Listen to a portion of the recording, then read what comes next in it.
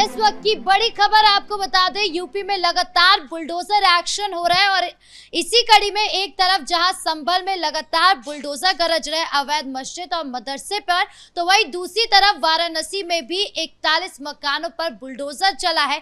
तो क्या कुछ है पूरा मामला बताएंगे आपको। मेरे साथ मौजूद है मेरे सहयोगी हर्षी। सर, सबसे पहले बात करें संभल की, तो संभल में लगातार बुलडोजर दौड़ रहा है। अभी अवैध मस्जिद और मदरसे पर बुलडोजर चलने की खबर सामने आई है। बिल्कुल, देखिए मुबारकपुर जो संभल का है इस वक्त चर्चा का विषय इसलिए बना हुआ है क्योंकि वहां पर बुलडोजर गरज रहा है। दरअसल सरकारी जमीन पर कहा जाता है कि 2 मस्जिदों को बनाया गया था, हालांकि एक मजार की भी खबर है, लेकिन जो सुबह सुबह तस्वीर नजर आई है वो बुलडोजर एक्शन की तस्वीर नजर आई है, जो बुलडोजर एक्शन हो रहा है। हालांकि कल भी बुलडोजर एक्शन हुआ था मुबारकपुर में, क्योंकि सरकारी जमीन पर अवैध तरीके से मस्जिद को बनाया गया था। हालांकि अपील की गई थी वहां की मुस्लिम कम्युनिटी से कि आप उन मस्जिदों को खुद ही तोड़ दीजिए, हथौड़ा चला दीजिए, नहीं तो मुबारकपुर की मस्जिद को तोड़ दिया जाएगा। और आज ऐसा ही हुआ, जब हथौड़ा नहीं चला तो प्रशासन ने उस मस्जिद को तोड़ने का काम किया है। हालांकि अभी शाम तक ये टूट पाएगा क्योंकि अभी इसकी शुरुआत हो गई है। 2 मस्जिदें हैं तो थोड़ा समय लगेगा, लेकिन बुलडोजर इसे मिट्टी में मिलाने का काम कर देगा। दरअसल देखिए संभल में ऐसे मस्जिद कई मिल रही हैं, क्योंकि इससे पहले 4 मस्जिदों को हम देख चुके हैं और कुल मिलाकर 12 मस्जिद ऐसी है जो संभल के अंदर तोड़ी जा चुकी हैं, चाहे फिर वो जनता ने खुद तोड़ी हो, मुस्लिम कम्युनिटी के लोगों ने, या फिर उस पर बुलडोजर एक्शन हुआ हो। अभी ये कहा जा रहा है कि 4 मस्जिदें और हैं। वो मस्जिदें कौन सी हैं? जो कब्रिस्तान की जमीनों पर बनी हुई हैं, या फिर कब्रिस्तान की जमीनों पर जो मकान बने हैं उस पर भी बुलडोजर चलेगा। और संभल के अलग अलग इलाकों में आपको ये बुलडोजर एक्शन देखने को मिलता रहेगा। हालांकि अगर संभल की बात करें तो संभल इसलिए लाइमलाइट में है, आपने इस जो खबर बताई कि वाराणसी में भी बुलडोजर चला, हालांकि नोएडा के दंगाइयों पर भी बुलडोजर चला है, उसकी खबर हम जरूर बताएंगे अपने दर्शकों को। लेकिन अगर संभल का जिक्र करें तो संभल इसलिए लाइमलाइट में है क्योंकि संभल में जो हिंसा हुई 24 नवंबर 2024 को, उसके बाद से तमाम जो लोग हैं, जो कट्टरपंथी हैं, लोग भी उन्हें नहीं कह सकते, जो मुस्लिम कम्युनिटी के हैं कट्टरपंथी लोग, वो खासतौर पर ऐसा उपद्रव मचाने की कोशिश कर रहे हैं कि संभल पूरी तरीके से बदनाम हो जाए और योगी आदित्यनाथ की सरकार में एक तरीके से धब्बा बन जाए कि जब भी ये संभल का नाम लिया जाए तो बताया जाए कि योगी आदित्यनाथ में किस तरीके से संभल में उपद्रव हुआ था। लेकिन योगी प्रशासन ये नहीं चाहता है, और योगी प्रशासन जब ऐसे बुलडोजर चला रहा है अवैध अतिक्रमण पर, हालांकि ये बुलडोजर चल रहा है, हालांकि इससे पहले जो 24 नवंबर 2024 को दंगाई पकड़े गए थे उनके घरों पर भी बुलडोजर चला है, तो उनके अंदर ये खौफ है योगी आदित्यनाथ का कि अगर हम दंगा भड़काने की कोशिश करेंगे संभल के अंदर तो कहीं ना कहीं हमारे घरों पर बुलडोजर चल जाएगा। लेकिन मुस्लिम समुदाय तो बार बार यही सवाल उठा रहा है कि मस्जिदों पर बुलडोजर क्यों चलाया जा रहा है, मंदिरों पर क्यों नहीं चलाया जा रहा, क्यों बार बार मुसलमानों को टारगेट किया जा रहा है। देखिए मंदिर पे भी बुलडोजर चला है, ऐसी बात नहीं है, क्योंकि पिछले दिनों हमने देखा था कि किस तरीके से उत्तर प्रदेश में ही मंदिर को शिफ्ट किया गया, वहां से बुलडोजर चलाया गया और दूसरी जगह वहां शिफ्ट कर दिया गया। हालांकि जो प्रशासन है, प्रशासन का अमला है, डीएम साहिबा हाथ जोड़कर खड़ी रही थी मंदिर के सामने और मंदिर को भी तोड़ा गया था, बुलडोजर चला गया। तो ये कहना पूरी तरीके से गलत है, चाहे फिर मुस्लिम कम्युनिटी का या किसी भी धर्म के लोगों का, कि देखिए एक धर्म के लोगों के ही मस्जिदों को या किसी और चीज को टारगेट किया जा रहा है, क्योंकि देखिए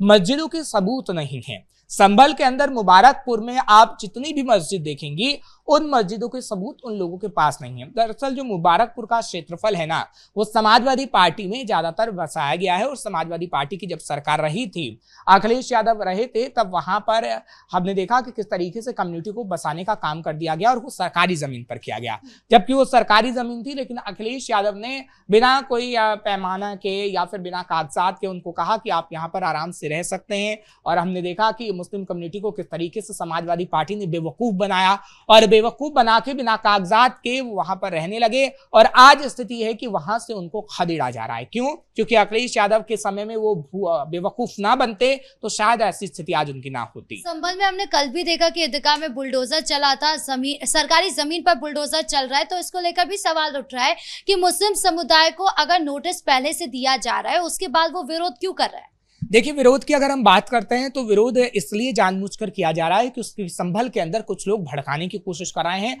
और 2027 का इलेक्शन है और इलेक्शन के समय में तो हम देखेंगे कि कुछ जो पार्टी के लोग हैं वो खास तौर पर मुस्लिमों को भड़काने की, उकसाने की कोशिश करेंगे। कल ही देख लीजिए कि सदन के अंदर कैसे धर्मेंद्र यादव की तरफ से सवाल उठाया गया, अखिलेश यादव की तरफ से सवाल उठाया गया, हालांकि वो महिला आरक्षण बिल को लेकर था, लेकिन उसमें मुस्लिम शब्द जोड़ दिया गया कि कैसे मुस्लिम महिलाओं को इसमें हक नहीं मिलेगा। मिलेगा। हालांकि धर्म के आधार पर संविधान नहीं कहता है, अमित शाह ने भी बताया कि किसी को आरक्षण दिया जाए, लेकिन ये जो मुस्लिम शब्द है वो समाजवादी पार्टी पकड़कर रखना चाहती है, चाहे फिर वो सदन के अंदर हो या फिर संभल के अंदर हो या फिर पूरे उत्तर प्रदेश के अंदर हो। तो आप देखेंगे कि ऐसे लोगों को भड़काने का काम समाजवादी पार्टी करती है। संभल के अंदर जियाउर रहमान बर्क लगातार लोगों को भड़काने का काम कर रहे हैं, वो चाहे उनके सोशल मीडिया पेज से समझ में आता है या फिर जब भी वो मीडिया में बयान देते हैं तभी ये समझ में आता है। और तो और उन्होंने तो सबूत भी देने की कोशिश की, हालांकि वो सबूत मीडिया के सामने भी नहीं रख पाए, जो कह रहे थे कि मेरे पास सबूत है कि तमाम मंदिरों को तोड़कर मस्जिद नहीं बनाई गई, मुगल कालीन मस्जिदें थी जिसको योगी सरकार तोड़ रही है।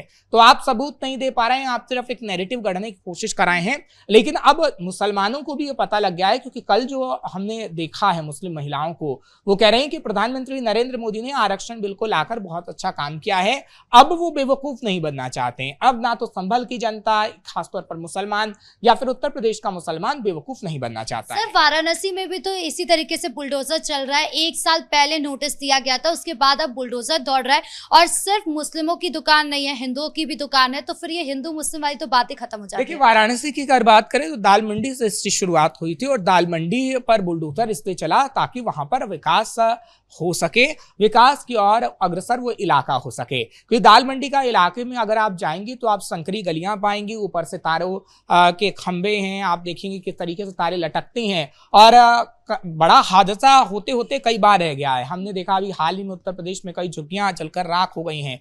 कई ऐसी सिचुएशन होती है जो हल्की सी लापरवाही के कारण बड़ा हादसे में तब्दील हो जाती हैं, और दाल मंडी में योगी आदित्यनाथ ऐसा नहीं चाहते थे, क्योंकि कई हादसे होते होते बचे हैं।